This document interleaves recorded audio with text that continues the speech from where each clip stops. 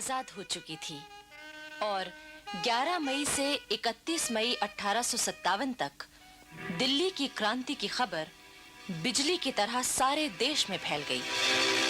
पर दूसरे शहरों के क्रांतिकारी नेता ये निश्चय नहीं कर पाए कि वो अपने यहाँ तुरंत क्रांति शुरू कर दें या 31 मई तक इंतजार करें। फिर भी ये लपटें तो क्रांति की लपटें थीं, बगावत की लपटें फैली तो फैलती चली गईं।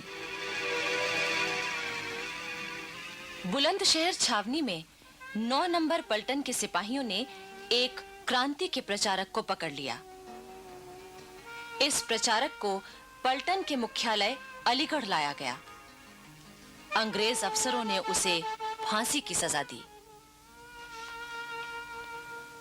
20 मई 1857 शाम का समय था।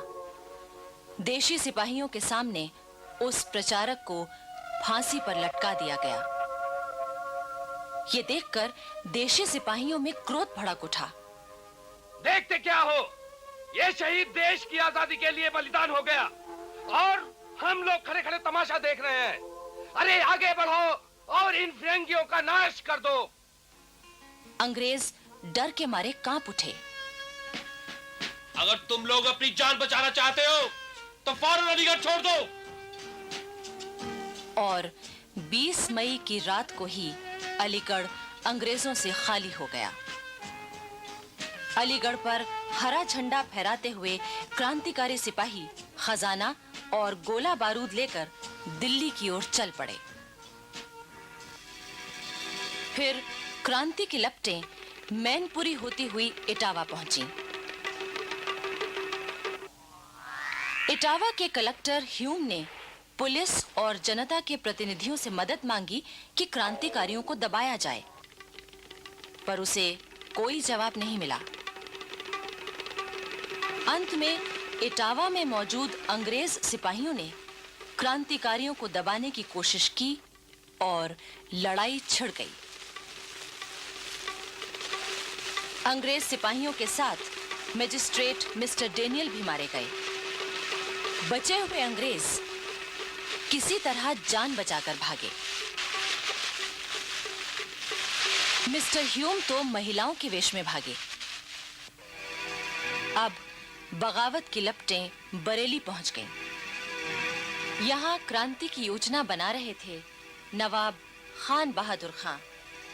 बड़ी होशियारी से, सावधानी से, चुपचाप 31 मई 1857 की सुबह ठीक 11 बजे तोप छूटी और 68 नंबर पलटन ने क्रांति का बिगुल फूंक दिया। अंग्रेजी झंडा उतारा गया, हरा झंडा फहराने लगा। बरेली की क्रांति में अफसरों सहित अनेक अंग्रेज मारे गए। केवल 32 अंग्रेज अपनी जान बचाकर भाग सके। खान बहादुर खां पूरे रुहेलखंड के सूबेदार बने और बख्त खां प्रधान सेनापति। खान बहादुर खां ने जनता के नाम एक ऐलान जारी किया। हिंदुस्तान के रहने वालों, आजादी का पाक दिन जिसका बहुत अरसे से इंतजार था आ पहुंचा है। मुसलमानों, अगर तुम कुरान की इज्जत करते हो, हिंदुओं अगर तुम गौ माता की इज्जत करते हो, तो अब अपने छोटे छोटे झगड़ों को भूल जाओ और इस पाक जंग में शामिल हो जाओ। एक झंडे के नीचे लड़ो और खून की नदियों से अंग्रेजों का नाम हिंदुस्तान से धो डालो। उधर दिल्ली पर बहादुर शाह जफर का शासन हो चुका था। उनके बुलावे पर बरेली के बहादुर बख्त खां भारतीय सेना के सेनापति बनने के लिए चल पड़े। उनकी सेना के साथ शाहजहांपुर, बदायूं और मुरादाबाद से आई देशी पलटनें, तोपें और खजाना था। 3 जून को आजमगढ़ में 17 नंबर की पलटन ने क्रांति शुरू कर दी।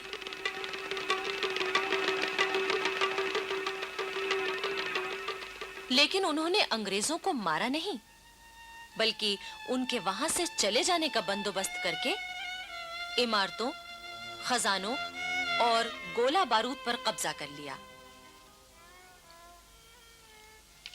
4 जून 1857 को ये चिंगारी बनारस पहुंची।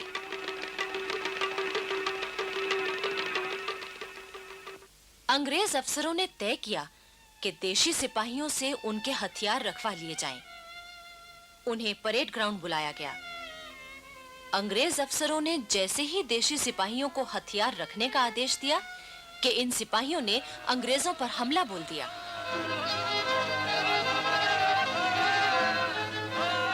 अंग्रेजों ने सिख पलटन को मुकाबले के लिए आगे किया, लेकिन मुकाबला तो दूर, वो अपने भाइयों से गले मिलने लगे। जब मुकाबला ही नहीं तो लड़ाई कैसी? अंग्रेजों को शांतिपूर्वक बनारस से जाने दिया गया। इलाहाबाद तो पास ही था। ये लपटें वहां भी पहुंच गईं। इलाहाबाद के किले में गोला बारूद और हथियारों का बहुत बड़ा भंडार, 6 नंबर की देशी पलटन और मुट्ठी भर अंग्रेज सिपाही थे। देशी सिपाही क्रांति के लिए तैयार थे, पर उन्होंने बड़ी चालाकी से अंग्रेजों को बहकावे में रखा। हम तो आपके साथ हैं हुजूर। हुजूर, हमें दिल्ली भेज दीजिए, हम बाकियों के टुकड़े टुकड़े कर देंगे।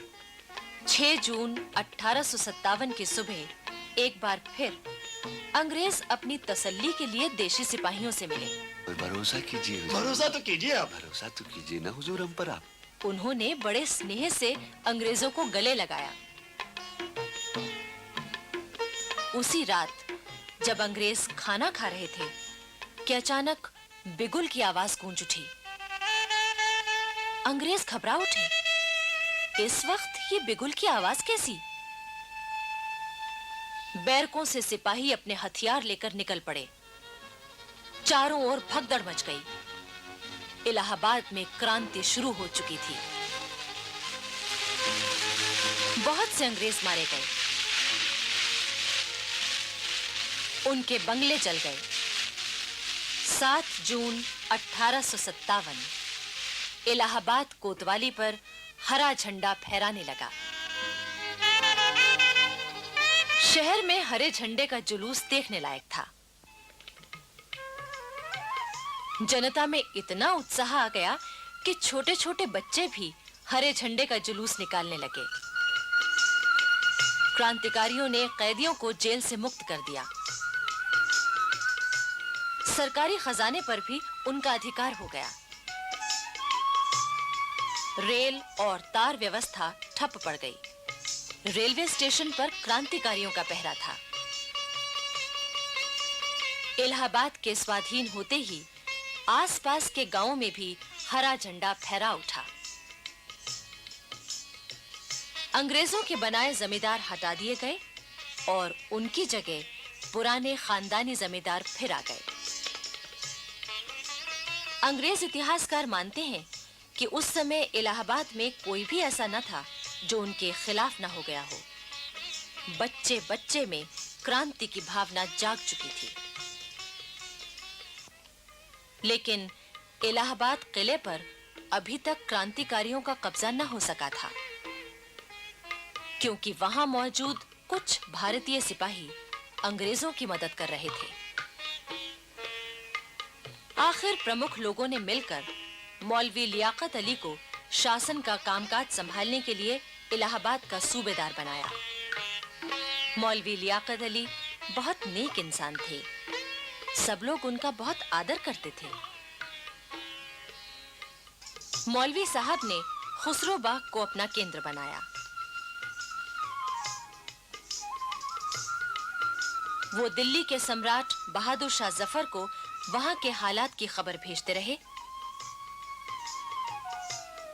और इलाहाबाद के किले में मौजूद देशी सिपाहियों को क्रांति में शामिल होने के लिए पैगाम भेजते रहे। लेकिन इन सिपाहियों ने अंग्रेजों का ही साथ दिया। इस तरह इलाहाबाद के किले को छोड़कर सब जगह क्रांतिकारियों का अधिकार हो चुका था।